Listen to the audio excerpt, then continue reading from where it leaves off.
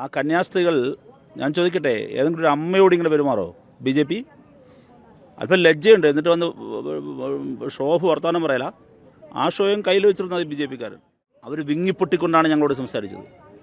ഹൃദയം പൊട്ടിയാണ് ആ രണ്ട് കന്യാസ്ത്രീകൾ ഞങ്ങളോട് സംസാരിച്ചത്. അക്ഷരാർത്ഥത്തിൽ ഇവിടെ പറഞ്ഞ ഒരു വിതുമ്പിയത് എവിടെയാണ്?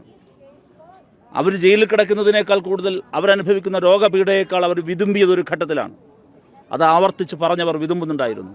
അവരോട് ചോദിച്ച ചോദ്യം ഇതാണ്. ആ ചോദ്യം എന്താണ്? നിങ്ങൾ ഞങ്ങളുടെ രാജ്യത്ത് വന്ന് ഞങ്ങളുടെ ഭക്ഷണം കഴിച്ച് ഞങ്ങളുടെ രാജ്യത്ത് ഞങ്ങളുടെ ചിലവിൽ ജീവിച്ച് ഞങ്ങളുടെ രാജ്യത്തിനെതിരെ പ്രവർത്തിക്കുന്നു. അവർ തൊഴുകൈകളോടെ സഖാവ് വൃന്ദയോടും ഞങ്ങളോടും ചോദിച്ചത് എന്താണ്? ഞങ്ങൾ ഇന്ത്യക്കാരല്ലേ എന്നാണ്. ഞങ്ങൾ ഇന്ത്യക്കാരല്ലേ എന്നാണ്. ഉറക്കെ ഒന്ന് പ്രാർത്ഥിച്ചാൽ ആൾ വരും. വേദപാഠ ക്ലാസ് ഈ പുറത്തെ കോൺവെൻറ്റിൽ നടക്കുമ്പോൾ ആ കോൺവെൻറ്റിലെ വേദപാഠ ക്ലാസ്സിനകത്തേക്ക് ഒരു സംഘം ഇരച്ചു കയറി വരികയാണ് ജയ് ശ്രീറാം വിളികളുമായി. എന്നിട്ട് മുഴുവൻ പേരെയും പരിശോധിക്കുകയാണ്, ചോദ്യം ചെയ്യുകയാണ്. നിങ്ങളെല്ലാവരും ആരെങ്കിലും ഹിന്ദുക്കളായിട്ടുണ്ടോ എന്ന് പരിശോധിക്കുകയാണ്.